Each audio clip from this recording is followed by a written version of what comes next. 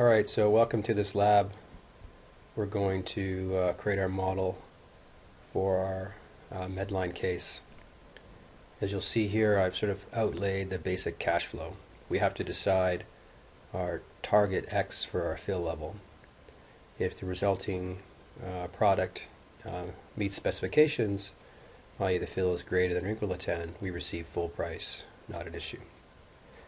Now, if the actual fill is less than 10 ounces, then we have to sell these as seconds, and we receive 80% of that full price. In addition, we have to label them as seconds and repackage them. That requires more direct labor. That direct labor costs $8.50 an hour, and those individuals can pack 12 cases per hour, so it's $8.50 divided by 12, so we have our cost there per case. Over here, if we set a target X above our fill level, then X minus 10 is how much extra material on average we're going to need. That will be in ounces per bottle. Our total cost from the case is just over $67,000. That was produced 169,000 ounces. So the 67 over the 169 is our cost per ounce. And that's additional ounces per bottle. We have 12 bottles per case. So this will be our extra material costs. And that will occur regardless of which side of the coin we're on. Alright, so we have our basic underlying cash flow. So we can pop over to our data and get a sense for, well, what's happening here as far as these fill levels. Right, so remember the target that generated this data was 10.2 ounces. If we look at the result of that, or let's just look at the result of that. Result. We had an average equals average. So here we had an average fill of 10.2, and we had a standard deviation of those fills at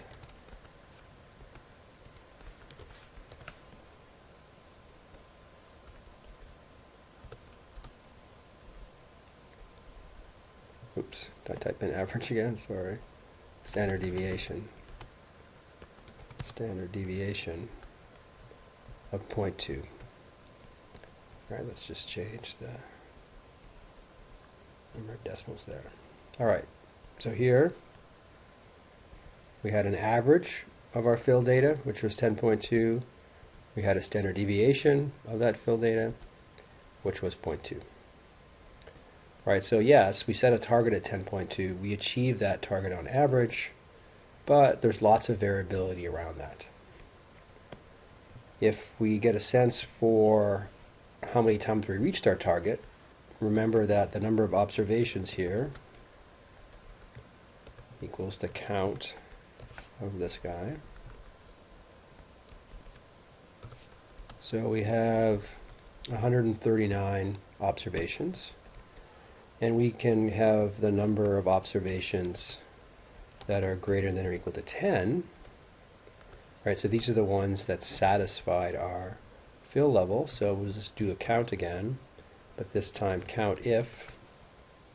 And we're going to count if these guys are open quotes greater than or equal to 10 close quotes close bracket. Right, so here F2 on that guy. So count if our vector open quotes is greater than or equal to 10 close quotes. Right, so here we have the fraction that are good. We'll call it fractions that are firsts. Sort of equals the 117 divided by the 139. So 84%, right? And so now we have the seconds. Basically 1 minus that. Oops, equals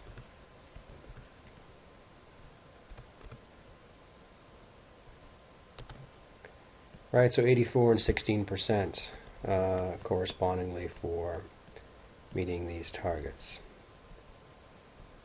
Okay, so now we could look at our cash flow under, if we had set the target at 10.2, what would be that cash flow, right? So remember our cash flow for firsts, right, and seconds,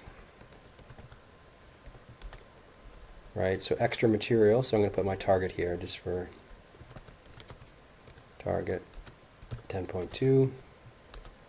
So our extra material equals the target minus 10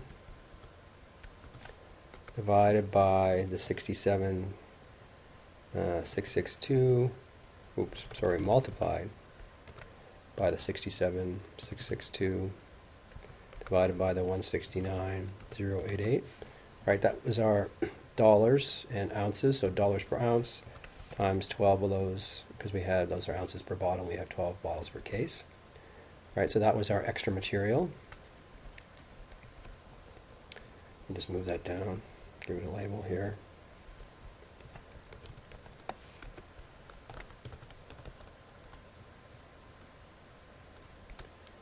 And then under our firsts,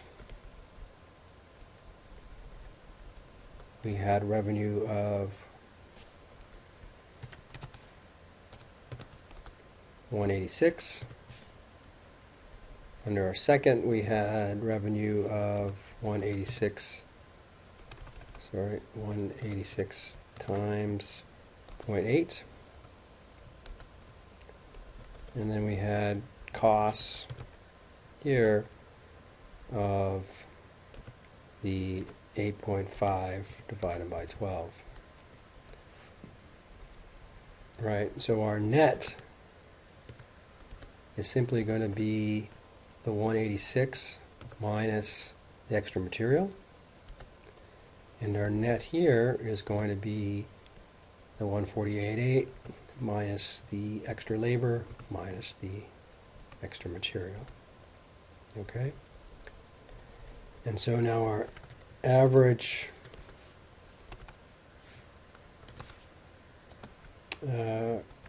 revenue per case is simply going to be this net times, again, the fraction of those that we get plus this guy times the fraction of our cases that are seconds. Right, so our average revenue per case would be the 179. Right, so that's what's going to happen if we set the target at 10.2. Our goal is to look at what's the best target, right, such that we can maximize that average revenue per case. And so what we want to look at is how sensitive those fractions and those cash flows are to that target. Now we could either go back and do a whole bunch of experiments playing around with different target levels and see the outcomes. That would be very costly and very time consuming. If instead of that we assume that this fill data follows a normal distribution and we look at increasing or decreasing the 10.2 target. All right, from our properties of a normal distribution, remember the mean here was 10.2 and the standard deviation was 0.2. If I increase the fill target from 10.2 to 10.4, then the average of those fills would go from 10.2 to 10.4, but the standard deviation would remain at 0.2. Right, so if we assume a normal distribution, so assume normal, and we have a mean that is our target, right, 10.2, we're going to have a standard deviation which is going to be equal to the standard deviation of our sample, right? And so our fractions, our fraction firsts and our seconds, we can calculate from our normal. Our seconds are going to be norm dist, right? What fraction are less than or equal to 10 given we have a mean of 10.2 and a standard deviation of 0.2, and we want less than or equal to, so we use the 1, right? Therefore, the firsts are 1 minus that. Oops. Equals 1 minus this. Right? And so that's very close to our sample, which is great. And now you'll see if we change this to 10.4, right? Oops, not 104, 10.4.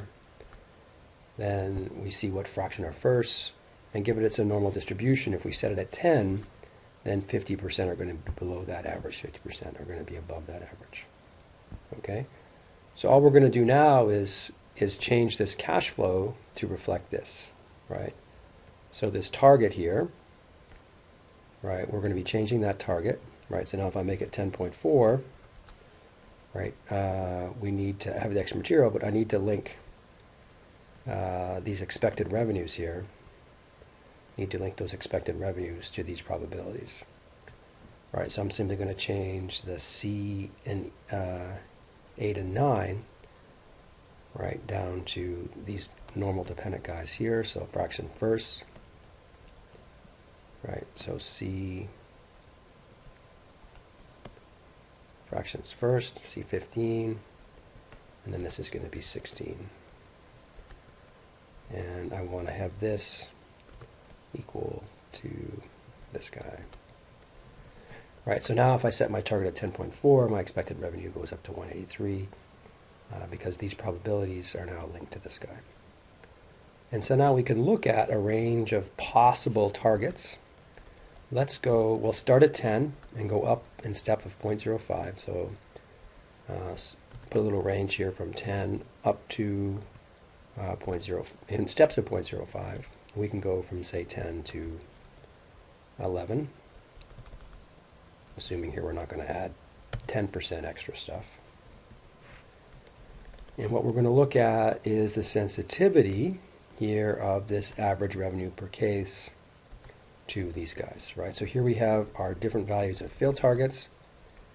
Above and to the right of that we have our outcome, so equaling that cell. We're going to use our data tables now to fill these in. So grab both of those columns.